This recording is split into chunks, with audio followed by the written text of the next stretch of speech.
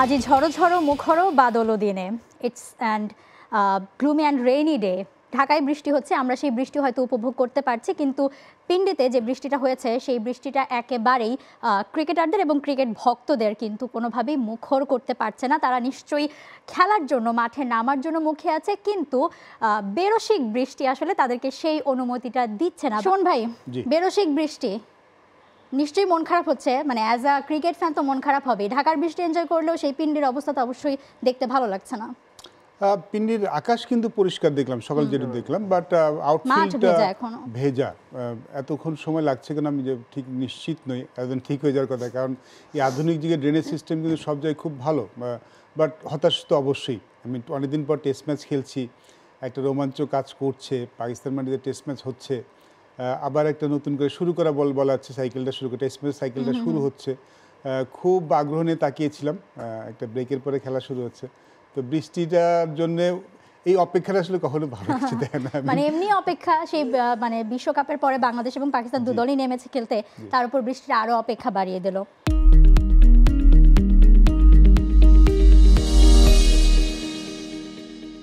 Exactly, এবং অনিশ্চিত অপেক্ষা কখন ঠিক হবে বলা আছে, বাট আশা করছি যে যেহেতু আকাশ পরিষ্কার, হয়তো আমরা লাঞ্চের পরে আবার খেলাটা শুরু হয়ে যাবে এবং খুব বেশি মিস করব না আমরা। পাকিস্তানে সবচেয়ে বেশি বৃষ্টিটাই রাওয়ালপিন্ডি এবং ইসলামাবাদে হয়ে থাকে, সেখানে এবং যেখানে টেস্ট চ্যাম্পিয়নশিপের মতো গুরুত্বপূর্ণ একটা ব্যাপার রয়েছে, পাকিস্তান কেন এই ডিসিশনটা নিল বলে মনে হয় আপনার? পিন্ডিতেই কেন? আমরা মাত্র যে ছবিটা দেখছিলাম, ঝকঝকে আকাশ, যেটা সুমন ভাই বলছিলেন যে আজকে সকাল থেকে তো কোনো বৃষ্টি হয়নি। সাধারণত মিরপুরে যখন খেলা হয় তুমুল বৃষ্টি হলো আধা ঘন্টা থেকে 1 ঘন্টার মধ্যে আমরা খেলা শুরু করে দিতে পারি। এরকম ঝকঝকে রোদ ওঠার পরও যখন পুরো একটা সেশন চলে গেছে, সেটা অবশ্যই হতাশাজনক। এবং সবচেয়ে বড় কথা হচ্ছে, আপনি যেটা বলছিলেন যে করাচিতে সেকেন্ড টেস্টটা হওয়ার কথা, করাচিতে দর্শক শূন্য স্টেডিয়ামে সেকেন্ড টেস্ট হওয়ার কথা ছিল, কারণ কনস্ট্রাকশন ওয়ার্ক সেখানে চলছিল। 2025 চ্যাম্পিয়ন্স ট্রফির আগে করাচি স্টেডিয়ামটা নতুন করে আসলে তারা গোছাচ্ছে, সে কারণেই বলা হচ্ছে যে সেকেন্ড টেস্টটা রাওয়ালপিন্ডিতেই হবে। এবং রাওয়ালপিন্ডির ড্রেনেজ সিস্টেম কেমন, এটা তো আমরা প্রথম দিনই আসলে বুঝে গেলাম। প্রথম টেস্টের বাকি দিনগুলোতেও কিন্তু বৃষ্টির সম্ভাবনা আছে, এবং খেলা চলাকালীন সময়ে বৃষ্টি হলে সেই মাঠটা গুছাতে কতটুকু সময় লাগবে সেটা কিন্তু একটা বড় প্রশ্ন চিহ্ন। কারণ যখন বৃষ্টি হচ্ছে না, ঝকঝকে রোদ, আকাশ পরিষ্কার, তখনও আপনার মিনিমাম 2.5-3 ঘন্টা হয়ে গেল, এখনো খেলা শুরু হতে পারছে না, এটা কিন্তু খুব ভালো কিছুর ইঙ্গিত দিচ্ছে না পুরো সিরিজটার জন্য, শুধু প্রথম টেস্ট না, সেকেন্ড টেস্টের জন্য, কারণ দুটো ভেন্যু তো আসলে একই। একদমই। পাকিস্তান এই মুহূর্তে রয়েছে টেস্ট চ্যাম্পিয়নশিপের যে লিস্টটা রয়েছে সেই টেবিলে 6 নম্বরে আছে, বাংলাদেশ 8-এ আছে। সো পাকিস্তানের জন্য ড্র হলেও সমস্যা, কারণ তাদের পয়েন্ট নিয়ে আগাতে হবে।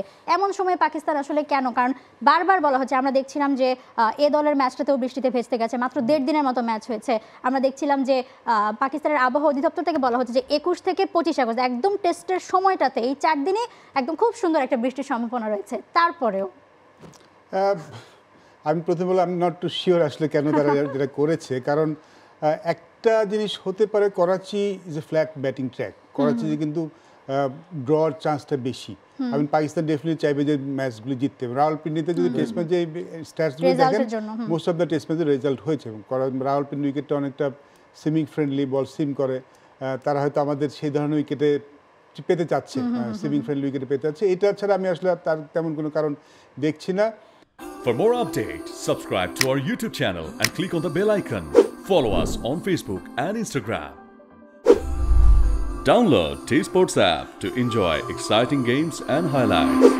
Visit tsports.com.